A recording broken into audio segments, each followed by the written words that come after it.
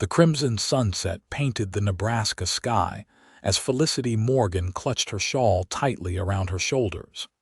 The county fair was emptying rapidly, leaving her standing alone beside the lemonade stand. The year was 1878, and Fairhaven's annual summer festival had been the talk of the territory for weeks. Now, as lanterns flickered to life in the growing darkness, she found herself abandoned, her brother nowhere to be found. Felicity had specifically told Thomas to meet her here at sundown. Their wagon was parked nearly 2 miles outside of town, and she wasn't keen on making that journey alone, especially with the considerable earnings from their family's quilt stall tucked safely in her reticule. "You look like you're waiting for someone who ain't coming," a deep voice observed. Felicity turned to find a tall man watching her, his Stetson tipped back to reveal eyes the color of burnished copper. His weathered face spoke of days spent under the relentless prairie sun, but there was a gentleness to his expression that stood at odds with the intimidating breadth of his shoulders. "My brother," she replied stiffly, maintaining proper distance. "He appears to have forgotten our arrangement." The stranger nodded, scanning the nearly deserted fairgrounds. "Need someone to walk you home?" he asked simply. Felicity hesitated.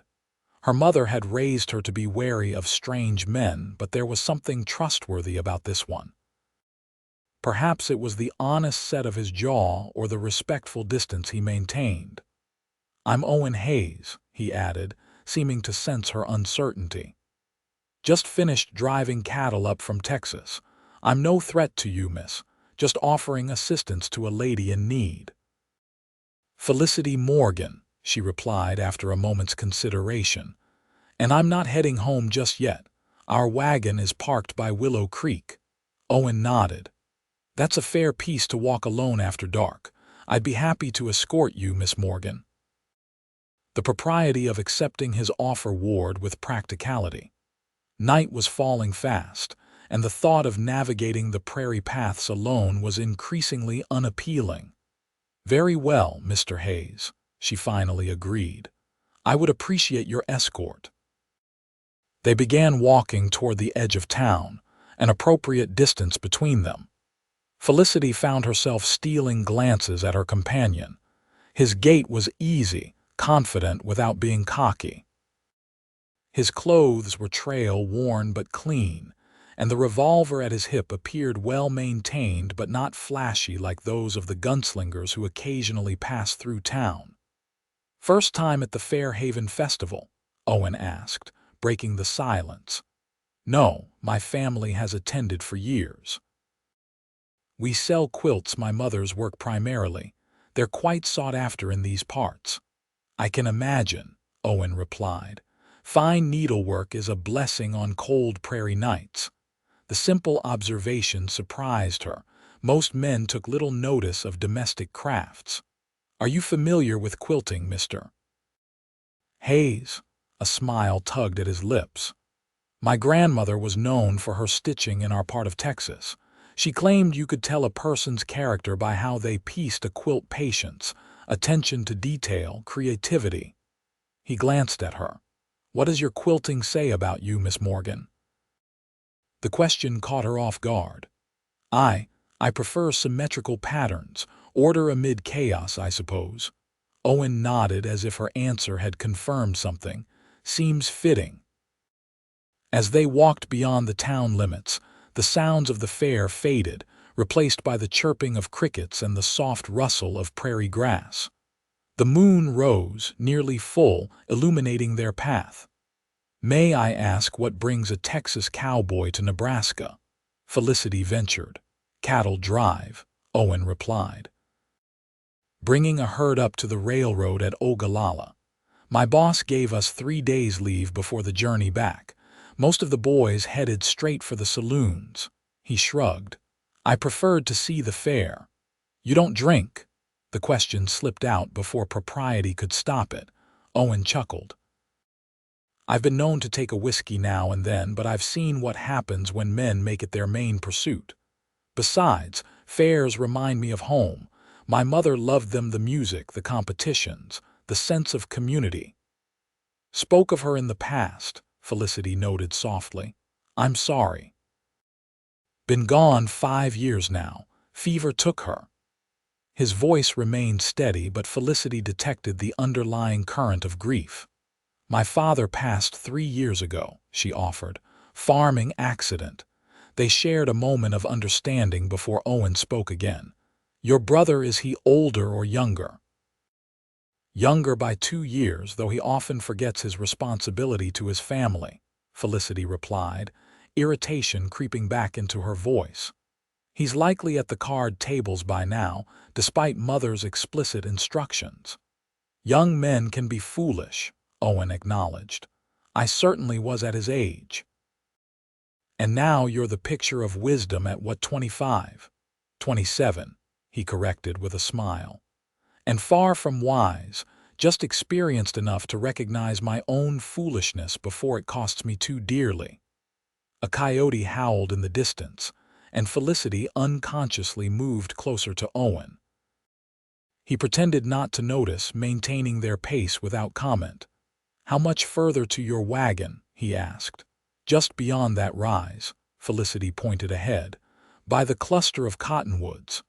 As they crested the small hill, Felicity's heart sank. The wagon was there, but Thomas was not. Neither were the horses that should have been tethered nearby. Something's wrong, she murmured, quickening her pace. Owen's hand moved instinctively to his revolver. Stay behind me, he instructed quietly. They approached cautiously. The wagon appeared undisturbed, but the absence of the horses was alarming. Thomas, Felicity called out, her voice tight with worry. Thomas, are you here?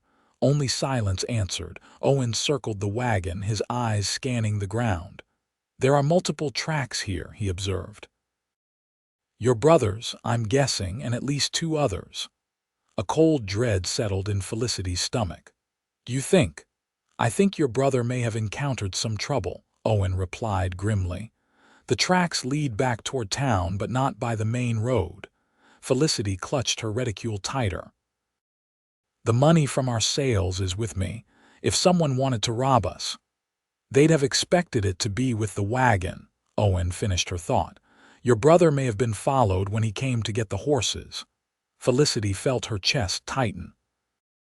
Thomas was only 19, impulsive and sometimes irresponsible, but he was her brother. We have to find him, Owen nodded. We will. But first, let's secure your earnings. Do you have a hiding place in the wagon?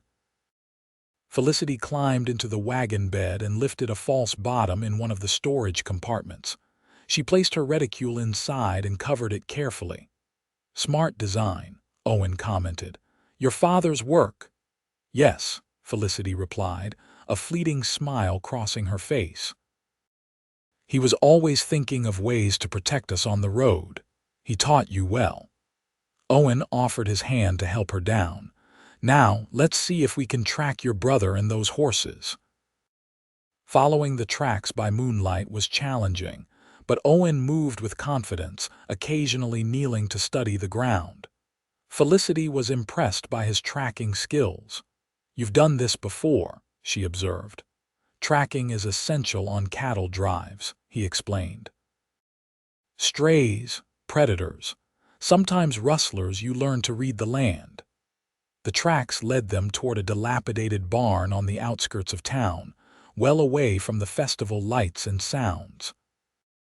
As they drew closer, they heard voices, male, argumentative, with an occasional third voice that Felicity immediately recognized. Thomas, she whispered. Owen put a finger to his lips and guided her to a position behind some bushes.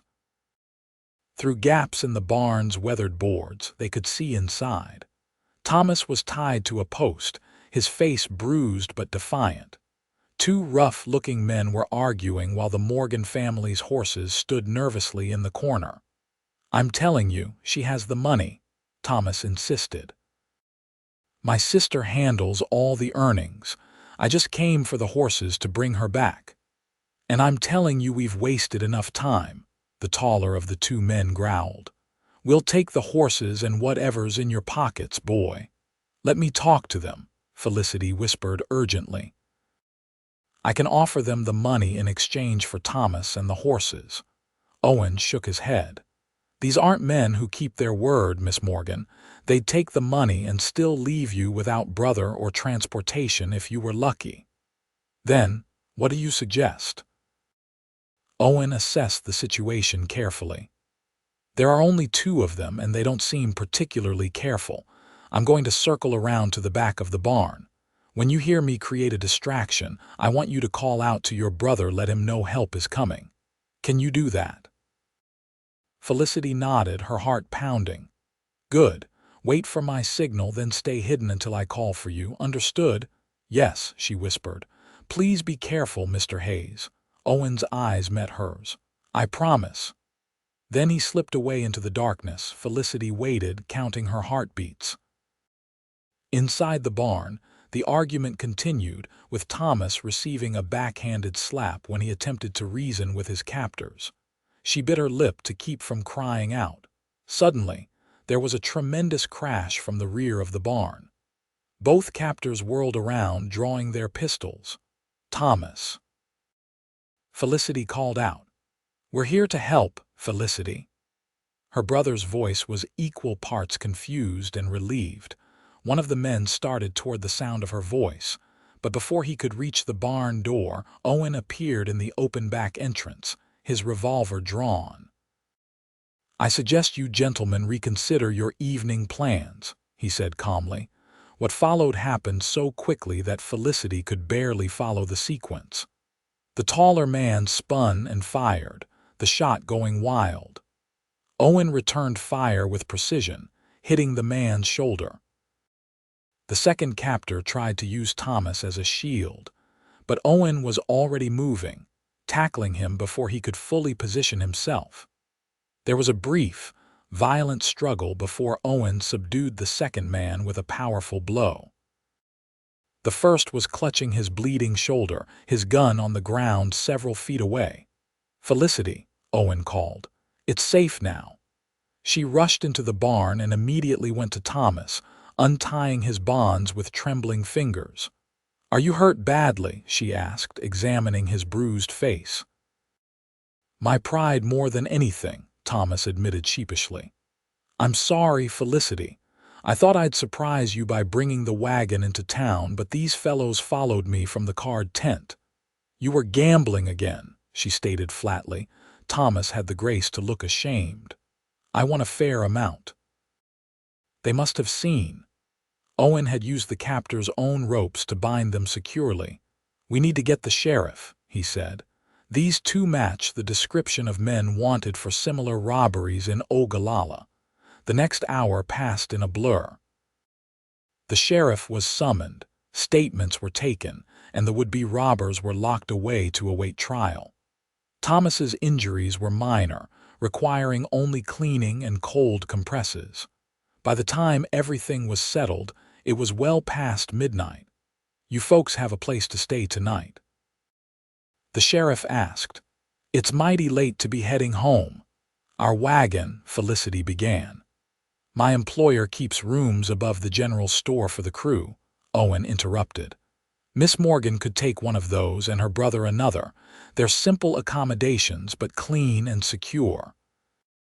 The sheriff nodded approvingly. "That's kind of you, Hayes. These are good people." "It's no trouble," Owen replied, though his eyes sought Felicity's permission. She nodded gratefully. The thought of driving the wagon home in the dark after all that had happened was unappealing. The rooms above Donovan's general store were indeed simple, each containing a narrow bed, a washstand, and little else, but they were clean and private. Owen showed them up the back stairs, careful to maintain propriety despite the unusual circumstances.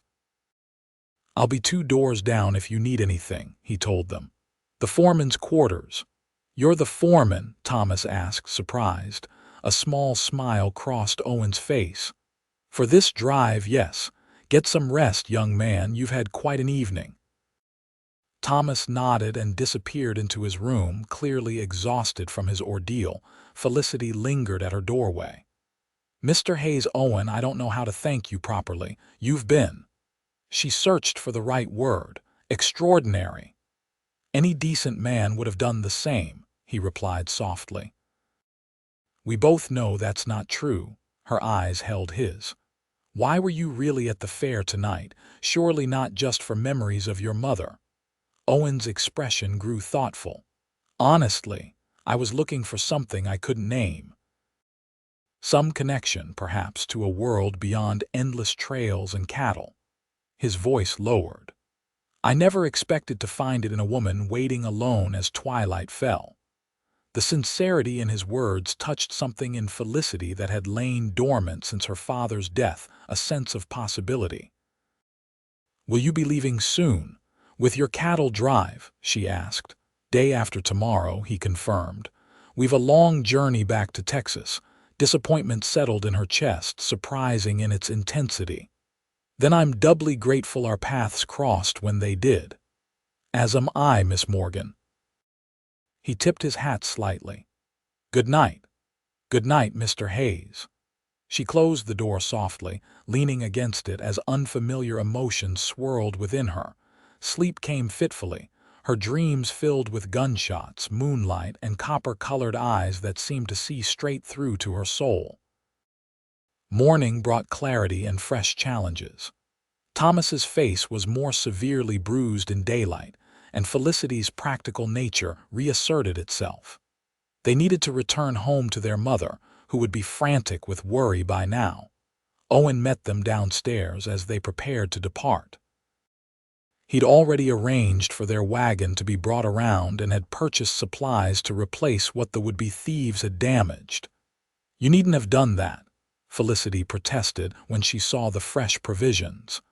"Consider it trail hospitality," Owen replied. "We look after our own out here." "And are we your own, Mr. Hayes?" The question slipped out before she could reconsider its implications. Something flickered in his eyes, warmth mingled with regret. "In a manner of speaking, perhaps we are." Thomas, oblivious to the undercurrents, was examining the wagon. "Everything seems in order. We should reach home by midday if we leave now." Felicity nodded, though reluctance tugged at her. "Yes, Mother will be worried sick." She turned to Owen. "Will you be in town today? Perhaps we could properly thank you with dinner at our home." "It's not far, just beyond Silver Creek." "I know it," Owen said. "The Morgan homestead has a good reputation. Your father was respected in these parts." Pride warmed her at his words. "Then you'll come," he hesitated. "I have responsibilities with the herd, but—" His expression softened. "Yes, I'll come. Around sundown, we'll expect you," Felicity confirmed, unable to suppress a smile. The journey home was filled with Thomas's elaborate retelling of the previous night's events, each iteration making Owen sound increasingly heroic. Felicity didn't correct her brother's embellishments in truth. Owen Hayes had seemed rather heroic to her as well. Olivia Morgan was indeed beside herself with worry when they arrived, rushing from the house with a speed that belied her 50 years. She embraced them both fiercely before noticing Thomas's bruised face. "What happened?" she demanded, maternal concern shifting swiftly to indignation. Over a simple lunch of bread and stew, they recounted the true version of events. Olivia's face registered shock, fear, and finally deep gratitude. "And this cowboy, this Mr. Hayes, he's coming to dinner," she confirmed. "Yes, Mother. I hope that's acceptable." Felicity tried to keep her tone neutral, though she felt an inexplicable nervousness at the prospect. "Of course it is. The man saved both my children and our livelihood. The least we can do is feed him properly." Olivia was already mentally planning the meal. "Thomas, you'll need to slaughter one of the chickens. And Felicity, we'll use the good tablecloth." The afternoon passed in a flurry of preparation. Felicity found herself taking unusual care with her appearance as evening approached. selecting a blue dress that her father had once said matched her eyes. She pinned her honey-brown hair more carefully than usual, allowing a few soft tendrils to frame her face. "You look lovely," her mother observed when she emerged. "Mr. Hayes will be quite impressed." "Mother, it's not like that," Felicity protested, though her cheeks warmed. "He's leaving tomorrow." Olivia's knowing smile only deepened Felicity's blush. "Many significant journeys begin with a single encounter, my dear." Before Felicity could respond, the sound of approaching hoofbeats drew their attention. Through the window, she saw Owen riding up the path, his tall figure silhouetted against the setting sun. He'd changed into clean clothes, she noticed, and had trimmed his beard. Thomas rushed out to greet him, eager to impress the man who'd rescued him. Felicity hung back, suddenly shy despite the connection they'd formed the previous night. Owen handed the reins of his horse to Thomas, then turned toward the house. When his eyes found Felicity in the doorway, something in his expression shifted: surprise, appreciation, and something deeper that made her heart quicken. "Miss Morgan," he greeted her, removing his hat. "Your home is exactly as I imagined it." "Is that a compliment, Mr. Hayes?" she asked, finding her voice. "The highest," he assured her. "It speaks of care, attention, and pride." "Then we thank you," Olivia interjected, appearing beside her daughter. "I'm Olivia Morgan. Welcome to our home, Mr. Hayes. We owe you a debt we can never repay." Owen shook his head. "No debt exists, Mrs. Morgan. I'm just grateful I was in the right place at the right time." Dinner was a pleasant affair. Owen proved to be an engaging guest, sharing stories of cattle drives and life in Texas without boasting or exaggeration. He asked thoughtful questions about their farm and listened with genuine interest to Olivia's explanation of their quilting business. "Felicity has the true gift," Olivia said proudly. "Her stitches are finer than mine ever were, and she has an eye for color that customers specifically request." "Mother exaggerates," Felicity demurred, though pleased by the praise. "I doubt that," Owen replied, his eyes warm on hers. "Some talents cannot be taught, only nurtured." After dinner, Thomas excitedly showed Owen around the property, proudly pointing out the improvements he'd made since becoming the man of the house. Felicity watched from the porch, noting how Owen treated her brother with respect rather than condescension, offering suggestions rather than corrections. When they returned, Thomas was beaming. "Owen thinks we should expand the north field next season," he announced. "He says the soil there would be perfect for wheat." "Does he indeed?" Olivia raised an eyebrow. "Well, Mr. Hayes seems to know his land as well as his cattle." "Just observations, madam," Owen said modestly. "You have a fine homestead here." As the evening progressed, Felicity found herself increasingly drawn to this man who combined strength with gentleness, confidence with humility. When Owen finally announced that he should return to town, she felt a disproportionate disappointment. "I'll walk you to your horse," she offered, ignoring her mother's knowing glance. The night air was cool, filled with the sounds of crickets and distant coyotes. They walked in companionable silence until they reached his tethered mount. "Thank you for coming," Felicity said softly. "It meant a great deal to all of us." Owen turned to face her, his expression serious in the moonlight. "I'm the one who should be thanking you, Miss Morgan. This evening sharing a real home, a family meal it's been." He paused, searching for words. "It's been a reminder of what life can be beyond the trail." "Do you not have a home to return to in Texas?" she ventured. "A small ranch that was my father's," he acknowledged. "But it's been years since it felt like more than a place to rest between drives." Felicity understood the distinction all too well. After her father's death, their farm had nearly lost its soul. Only through determined effort had they reclaimed the sense of home he'd created. Perhaps you need to give it reason to be more, she suggested. Owen's eyes held hers, and for a moment, the space between them seemed charged with unspoken possibilities. Perhaps I do. He reached for her hand, his touch warm and respectful. I ride out tomorrow, but I'll be back this way in the autumn. The railroad at Ogalala is our regular destination. Felicity's pulse quickened. We sell quilts in Ogalala sometimes, for the winter market. A smile spread across his face. Then perhaps our paths will cross again, Miss Morgan. Felicity, she corrected softly. After all we've been through, I think you've earned the right to use my given name. Felicity, he repeated, the name sounding different in his voice. It suits you happiness, good fortune. Will you write? The question surprised even her with its boldness. Owen's smile deepened. If you would welcome letters from a traveling cowboy. I would, she assured him, her certainty growing. Very much. He lifted her hand and with old-world courtesy pressed his lips briefly to her knuckles. Then write I shall, Felicity Morgan, and come autumn I'll look for you by the lemonade stand again. The promise carried her through the lonely weeks that followed. Owen's first letter arrived a month after his departure, the handwriting careful and deliberate.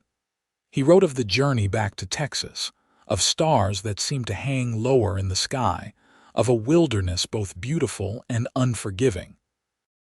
Between the lines, Felicity read his solitude and his yearning for connection. She replied with stories of the farm, of summer harvests and new quilt designs. Writing to Owen became a cherished ritual, each letter a chance to share thoughts she'd never voiced aloud. With distance as buffer, she found herself revealing the dreams she kept hidden of traveling beyond Nebraska someday, of seeing the ocean, of building a life that honored her parents while still being uniquely her own. Owen's responses were equally candid. He wrote of his hope to make his father's ranch profitable enough to leave the cattle drives behind, of his desire to build something lasting. A man should create more than dust on the trail. He wrote in one letter that Felicity read so often the paper grew soft at the creases. Summer faded into autumn, the prairie landscape turning golden then brown. With the first frost came news that Owen's cattle drive would reach Ogalala by mid-October. The Morgan women immediately began preparing quilts for market, planning to arrive in the railroad town just as the drive concluded. Thomas teased his sister mercilessly about her attention to detail as they loaded the wagon. I don't recall you being so particular about which quilts we brought to market last year, he observed with a grin. The winter market is different, Felicity replied primly, though her cheeks betrayed her. People are looking for specific items. People or one person in particular, Thomas countered, ducking the light swat she aimed at his arm. The journey to Ogalala took 2 days, with an overnight stay at a friendly homestead along the way. Felicity found herself growing increasingly nervous as they approached the bustling railroad town. What if Owen had changed his mind? What if the connection they'd fostered through letters didn't translate to their actual presence? They arrived on a Thursday afternoon, securing a spot in the market square for the following day. After settling into rooms above the mercantile, Felicity found herself drawn to the stockyards on the edge of town where cattle drives typically concluded their journey. The scene was chaotic, hundreds of cattle being counted and loaded onto train cars, cowboys shouting instructions, the air thick with dust and animal sounds. Felicity stood at the periphery, scanning the figures on horseback for a familiar silhouette, looking for someone. A voice asked from behind her. She turned, her heart leaping at the sound she'd carried in her memory for months. Owen stood there, trail-worn but smiling, his copper eyes warm with recognition. Mr. Hayes, she managed, suddenly conscious of how public their meeting was. Miss Morgan, he replied, matching her formality though his eyes conveyed much more. "I was hoping I might find you in town. We arrived today. For the winter market," she explained unnecessarily. He nodded, understanding all she wasn't saying. "My duties here will be complete by tomorrow afternoon. Might I call on you then? Perhaps escort you to dinner?" "I would like that very much," Felicity replied, propriety warring with the desire to reach for his hand. Owen's smile deepened. "Until tomorrow, then." True to his word, Owen appeared at the Morgan's market stall the following afternoon, freshly bathed and wearing clean clothes that emphasized his broad shoulders. Olivia greeted him warmly before practically shooing the pair away. "Thomas and I can manage perfectly well," she insisted. "You young people enjoy yourselves." The autumn afternoon was crisp and clear, perfect for strolling through the town that had transformed itself from a cattle outpost to a thriving community. Owen offered Felicity his arm, and she took it, aware of curious glances from townspeople who recognized the trail boss and the quilt maker. "Your letters became essential to me," Owen confessed as they walked. "Out on the trail, with nothing but cattle and cowboys for company, your words reminded me of the world I was working toward." Felicity's heart warmed at his admission. "I looked forward to your letters more than I care to admit," she replied. "Mother teases me about watching for the mail rider." Their dinner at the town's best restaurant was a revelation in shared conversation. The connection they'd built through letters deepened with each exchanged glance and shared laugh. Owen spoke of his plans for his ranch, while Felicity described new quilting techniques she hoped to master. "I have something for you," Owen said as they lingered over coffee. He reached into his jacket and withdrew a small package wrapped in brown paper. "It's not much, but when I saw it, I thought of you." Felicity unwrapped the gift carefully to find a beautiful silver thimble engraved with delicate wildflowers. "Owen, it's exquisite," she breathed, turning it to catch the light. "I know how important your quilting is to you," he explained. "I wanted you to have something that honored your craft." The thoughtfulness of the gift moved her deeply. "Thank you, I'll treasure it." As they walked back toward the mercantile, Owen grew more serious. "Felicity, I need to tell you something about my plans." Her heart faltered. Here it was the goodbye she'd been dreading. "Of course." "This was my last cattle drive," he said, surprising her. "I've saved enough to focus on my ranch full-time." "That's wonderful," she replied, genuine happiness mixing with the realization that his permanent return to Texas would make their connection even more distant. "The thing is," Owen continued, stopping to face her directly, "the ranch needs significant attention if it's to thrive. I'll be tied to it for at least a year, maybe more." Felicity nodded, trying to hide her disappointment. "I understand. Your dream deserves your full commitment." "My dream has expanded," he said softly, taking her hands in his. "These past months, writing to you, thinking of you, I've realized that a successful ranch means nothing if I have no one to share it with." Her breath caught as his meaning became clear. "I'm not asking for promises yet," Owen clarified. "That wouldn't be fair to either of us, but I am asking if you might consider visiting Texas in the spring. Stay with my aunt in town, get to know the place, see if it might someday feel like home to you too."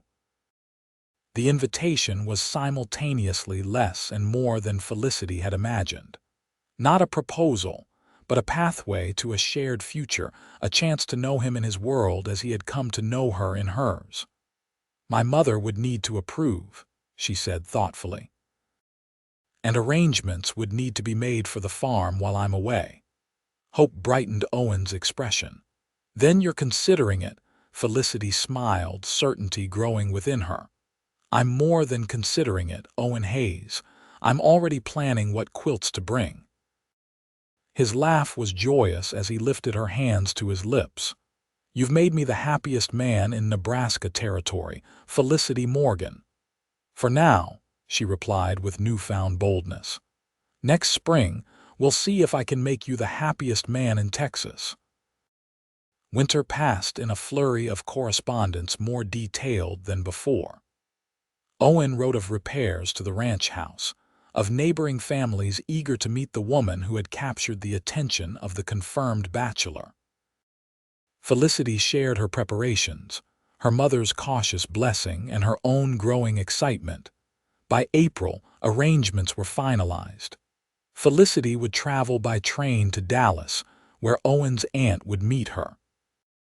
After a week in the city, Owen would escort them both to his ranch 30 miles outside town. She would stay for 1 month, long enough to truly understand the life that might await her. The journey south was Felicity's first significant travel alone. She watched the landscape transform through the train window, prairie giving way to rolling hills and eventually the distinctive terrain of North Texas. Despite her nervousness, excitement dominated her emotions. This wasn't just a visit, it was a glimpse into a possible future. Martha Hayes, Owen's aunt, proved to be a sprightly widow in her 60s with a no-nonsense demeanor and kind eyes that reminded Felicity of her escort. "So you're the young woman who's got my nephew writing letters like a poet," she declared upon meeting Felicity at the station.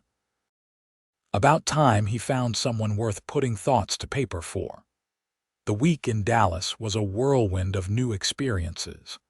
The city was larger and more sophisticated than Felicity had imagined, with shops and theaters that made Ogalala seem provincial by comparison.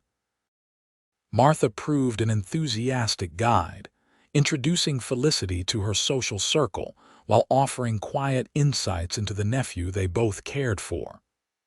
Owen was always different from his cousins, Martha confided one evening as they sat on her veranda. More thoughtful, more determined to forge his own path. His father, my brother, never quite understood him, but he respected Owen's dedication. He speaks of his father with great respect, Felicity observed. Martha nodded. James Hayes was a good man, if somewhat traditional in his thinking. He would have approved of you, though a woman who knows her own mind and isn't afraid of hard work. When Owen arrived to escort them to the ranch, Felicity's heart raced at the sight of him. He looked different here in Texas, more settled, perhaps, or simply more himself on his own territory. The way his face lit up when he saw her confirmed that the connection they'd built remained strong. "You look wonderful," he told her as he helped her into the wagon. "Texas agrees with you already." The journey to the Hayes Ranch took most of a day, giving Felicity time to absorb the changing landscape. Owen pointed out landmarks and neighboring properties, clearly proud of this land he called home. When they finally turned down a long drive bordered by oak trees, Felicity caught her first glimpse of what might become her future. The Hayes ranch house was larger than she'd expected, a 2-story structure with a wide porch and recently painted shutters. Beyond it stood a barn, corrals, and outbuildings that spoke of a working cattle operation. "It's not as established as some," Owen said, watching her reaction carefully, "but it has potential." "It's beautiful," Felicity replied honestly. She could see the care he'd put into the property, the vision taking shape under his stewardship. The month that followed was transformative. Felicity immersed herself in ranch life, learning its rhythms and challenges. She met the small crew Owen employed, the neighboring families who formed the community, and the local merchants who supplied the necessities that couldn't be produced on the ranch. Martha stayed for a week before returning to Dallas, leaving Felicity in the care of the housekeeper, Mrs. Donovan, a widow who had known Owen since childhood. The arrangement preserved propriety while allowing Felicity and Owen time to explore their growing relationship. They rode across the property together, Owen pointing out his plans for expansion. They shared meals on the porch, watching sunsets paint the Texas sky in colors Felicity had never seen in Nebraska. In the evenings, they sat before the fire, reading aloud from favorite books or simply talking about their hopes for the future. "I've been thinking about the North Pasture," Owen said one evening as they sat side by side on the porch swing. "The soil there would be perfect for growing cotton. It would diversify the ranch's income." "Smart thinking," Felicity agreed. "My father always said not to rely on a single crop or product. That's why we added the quilting business to our farm income." Owen's hand found hers in the gathering darkness. "Speaking of quilting, I had a thought. The nearest town lacks a proper dry goods store. People travel 20 miles for quality fabric and notions." Felicity raised an eyebrow. "Are you suggesting a business opportunity, Mr. Hayes?" "Perhaps," he admitted with a smile. "Or perhaps I'm simply noting that a talented quilt maker might find a ready market here, should she ever decide to relocate." The implication hung between them, full of promise. As her visit progressed, Felicity found herself increasingly able to envision a life here not just as Owen's wife, but as a woman with her own place in this community, her own contributions to make. On her final weekend in Texas, Owen organized a small gathering at the ranch. Neighbors and friends came to meet the woman from Nebraska who had captured their friends' attention. Felicity found herself welcomed with genuine warmth, particularly by the women who appreciated her quilting skills and fresh perspectives. "You've made quite an impression," Owen observed as they stood together, watching their guests enjoy the barbecue his ranch hands had prepared. "As has Texas," Felicity replied truthfully. "It's different from home in many ways, but I can see why you love it." Owen's expression grew serious. "And could you love it too, Felicity? Could you see yourself building a life here?" The question they'd been circling for weeks now lay directly before them. Felicity took a deep breath, knowing her answer would change everything. "I already do love parts of it," she said carefully. "This land, these people, the possibilities I see here." She met his gaze directly. "Most of all, I love seeing you in your element, Owen. You belong here in a way that makes me want to belong here too." Joy transformed his features. "Are you saying what I think you're saying?" "I'm saying that I'd like to return properly this time, not as a visitor, but as someone with a future here." She squeezed his hand. "With you, if that's what you're offering." Owen led her away from the gathering to a quiet spot beneath the ancient oak that dominated the front yard. There, with the Texas sunset painting the sky in brilliant hues, he dropped to one knee. "Felicity Morgan, from the moment I saw you waiting alone at that fair, something in me recognized something in you. These months apart only confirmed what my heart already knew." He produced a small box from his pocket. "I'm asking if you'll make this ranch a home with me, if you'll build a life here as my wife, my partner, and my dearest love." The ring inside was perfect, a modest diamond flanked by 2 sapphires that matched her eyes. Tears blurred Felicity's vision as she nodded, words momentarily beyond her. "Yes," she finally managed. "Yes, Owen Hayes, I will." Their wedding took place the following spring, time to allow Felicity's mother and brother to make the journey to Texas. The ceremony was held on the ranch, beneath the same oak tree where Owen had proposed. Neighbors from miles around attended, along with Owen's cattle drive companions and Felicity's Nebraska friends who could manage the trip. Olivia Morgan wept openly as she watched her daughter pledge herself to the man who had once offered a simple escort home and ended up offering a lifetime together. Thomas stood proudly as his sister's witness, his boyish features having matured in the year since their fateful fair adventure. The Hayes Ranch thrived under their joint stewardship. Owen's cattle operation expanded, while Felicity established a successful quilting business that grew to include a small dry goods store in the nearby town. They worked side by side, their complementary strengths creating a partnership that was the envy of neighboring ranches. 2 years after their wedding, their first child arrived, a daughter they named Emma Olivia, who inherited her father's copper eyes and her mother's determined spirit. A son followed 3 years later, James Thomas, whose arrival completed their family on summer evenings when the Texas heat finally relented. They would often sit on the porch swing, watching their children play beneath the oak tree. Sometimes Felicity would work on a quilt while Owen read aloud, their domestic tranquility a far cry from their dramatic first meeting. "You ever miss Nebraska?" Owen asked her once. During their 5th year of marriage, Felicity considered the question thoughtfully.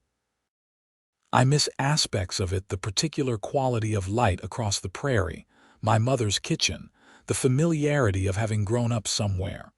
But I don't regret the choice to build our life here." Owen's arm tightened around her shoulders. "I think often of that night at the fair, how close I came to not approaching you, to riding away the next morning without looking back." "Yet you did approach me," Felicity reminded him. "And you did look back." "Best decisions of my life," he murmured, pressing a kiss to her temple. As twilight deepened into night, Felicity leaned into her husband's embrace, gratitude filling her heart. What had begun as a simple offer, "Need someone to walk you home," had led to a journey neither of them could have anticipated. The path hadn't always been smooth, but together they had created something beautiful. A home, a family, a shared purpose that sustained them through all of life's challenges. Years later, when their children were grown and the ranch had become one of the most respected in the county, Felicity and Owen would sometimes attend the county fair together. They would linger as the crowds thinned and twilight fell, remembering that first fateful meeting. "Would you like someone to walk you home, Mrs. Hayes?" Owen would ask, his hair now silver but his eyes still bright with love. "Always, Mr. Hayes," Felicity would reply, taking his arm. "Always." And they would walk together, their steps matched after decades of partnership, toward the home they had built with love, determination, and the courage to trust a stranger on a star-filled Nebraska night.